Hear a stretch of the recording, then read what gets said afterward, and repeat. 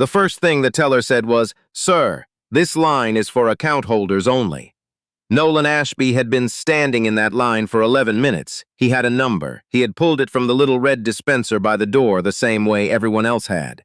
He was wearing work boots and a canvas jacket with a faded logo on the chest, the kind that gets soft after too many washes.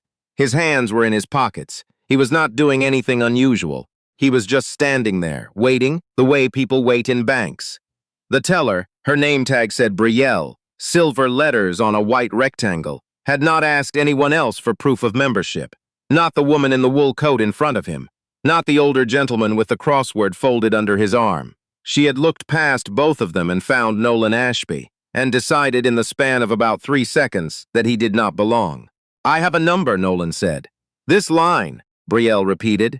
Slower this time, the way people slow down when they think the problem is comprehension, is for premier clients. If you're looking for basic services, there's a general queue at the far end, she pointed. The far end was past the velvet rope, past the potted ficus, past the little plaque on the wall that said Bridgemont Private Wealth. Serving Canada's most distinguished clients since 1987, the far end had plastic chairs and a number system that was already at 457. Nolan's number was 12. He looked at it. He looked at her. "I'll wait," he said. There is a particular kind of silence that happens in a bank when something uncomfortable is unfolding. Not a full stop, not a scene, but a kind of collective held breath where everyone is suddenly very interested in their own shoes, their own phones, their own deposit slips. That silence settled over the Bridgemont Private Wealth branch on Elgin Street in Ottawa on a Tuesday morning in late March, and Nolan Ashby stood inside it like a man who had been inside silences like this before and had learned not to flinch. Brielle picked up her phone. She said something quietly into it. She set it down and resumed her professional expression.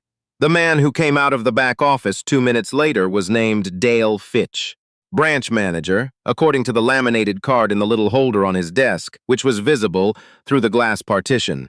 Dale Fitch was in his early 50s, with the posture of a man who had once played competitive squash and wanted you to know it, and he walked toward Nolan with his hands clasped in front of him, which was the posture of a man about to deliver a verdict he had already made.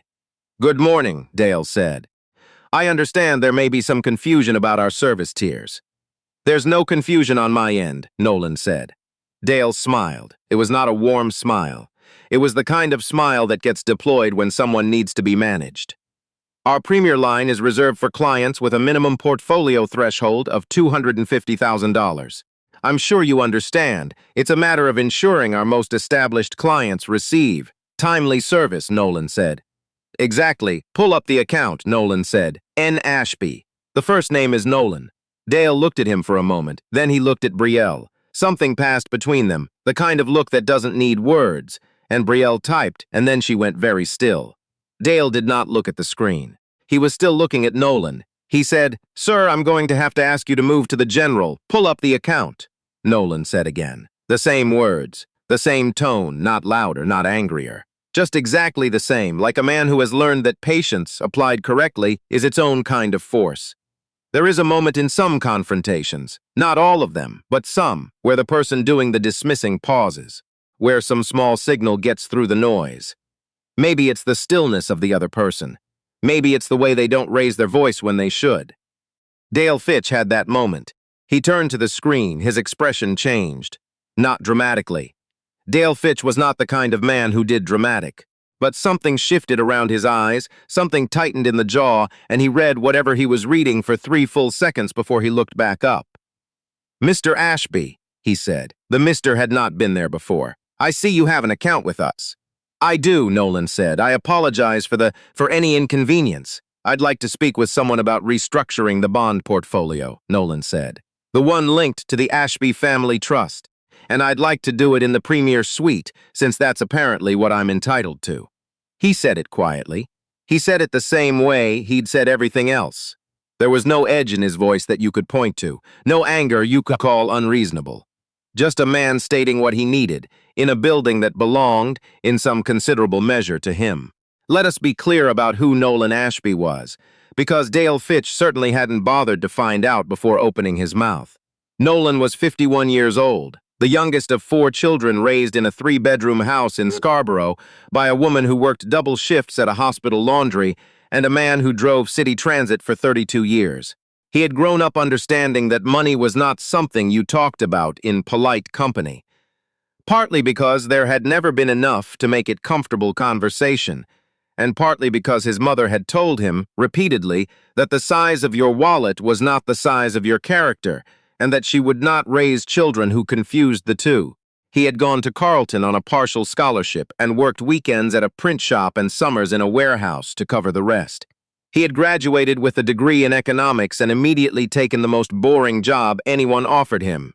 Junior analyst at a small infrastructure fund because it paid steadily and he understood that steady over time compounds. He had been very, very patient for a very long time. The canvas jacket was real. The work boots were real. Nolan Ashby owned 3 properties in Ottawa and 1 in Halifax, held a significant stake in a logistics company that operated across 4 provinces, and had been a premium-tier client of Bridgemont Private Wealth for going on 9 years. He came in twice a year, sometimes less. He did not make a habit of announcing himself. His mother had raised him not to.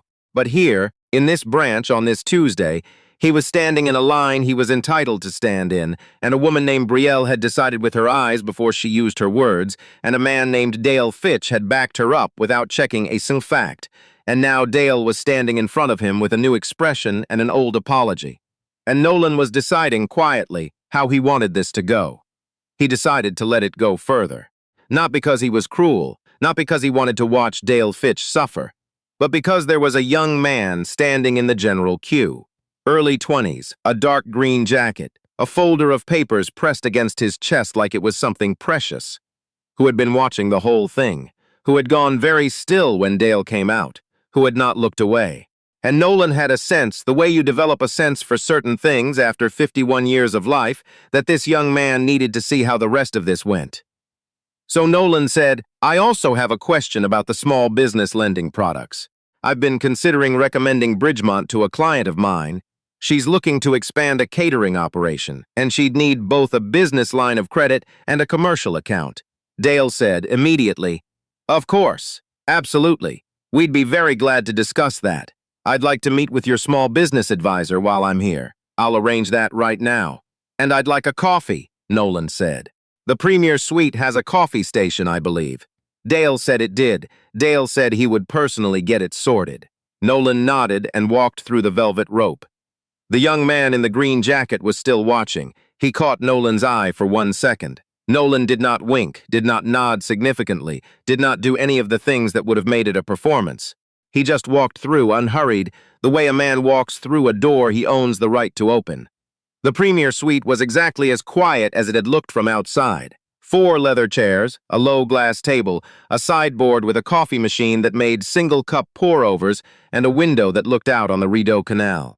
There was a painting on the wall, one of those generic abstracts in blues and grays that could have been purchased from any hotel supplier in the country, and a stack of financial magazines that were current, which was more than you could say for most waiting rooms.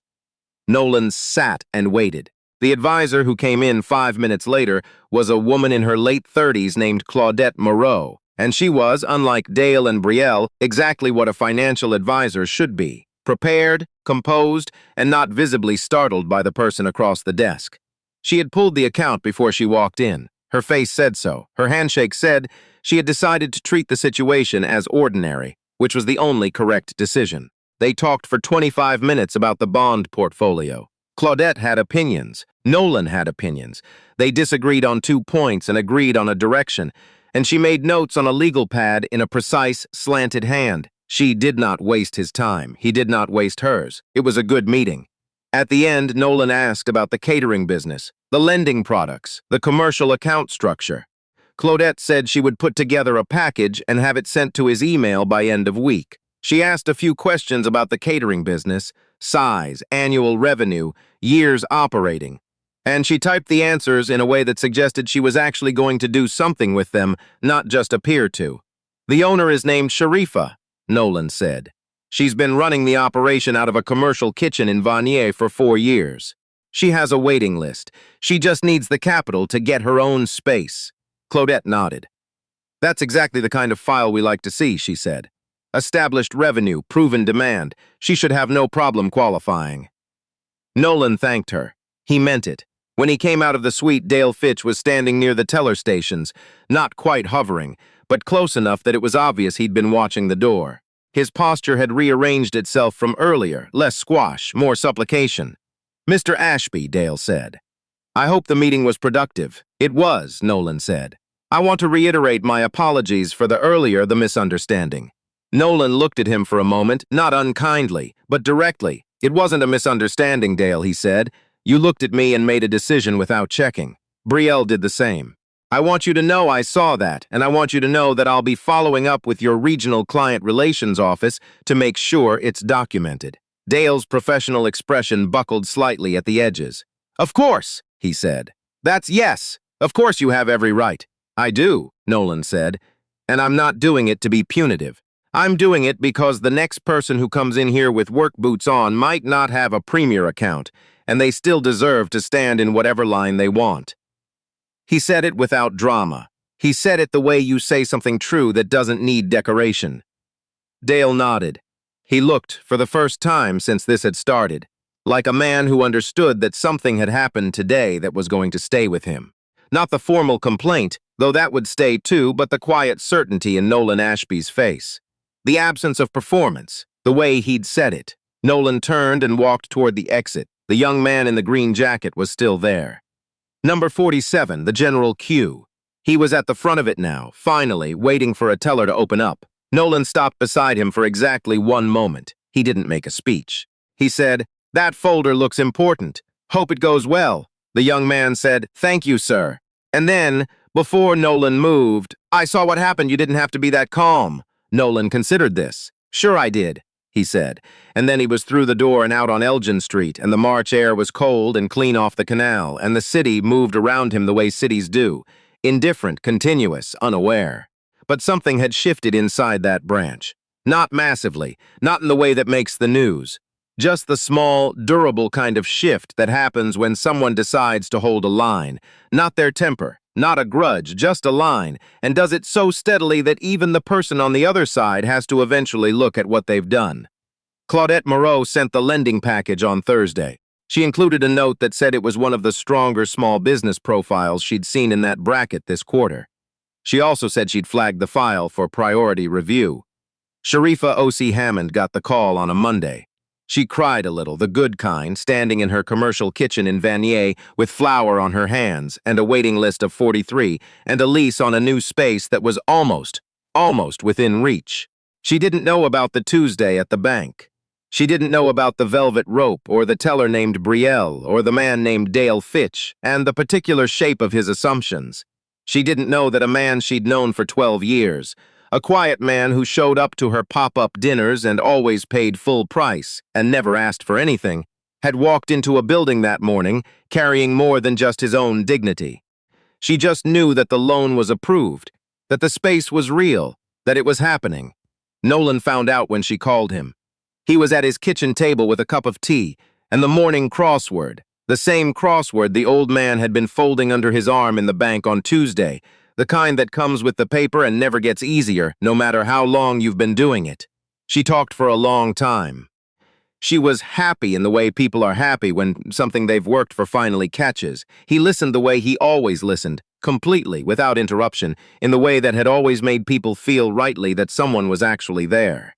When she was done, he said, "You did that, Sharifa. You built it." She said, "I know, but." He said, "No buts. You built it." She laughed. He drank his tea. Outside, Ottawa was doing what it does in late March, thawing and refreezing and thawing again, unable to decide, the snowbanks along the curb gray and ancient and stubbornly still there. It would be a while before any of it was gone. But it would go eventually. It always did. Nolan finished his crossword. He got 7 across wrong and 5 down wrong and 1 in the middle that he thought was wrong but turned out to be right. He folded it up and left it on the table and went to put on his coat. He had another meeting across town. Nothing dramatic, just work. He wore the same canvas jacket. It was warm enough.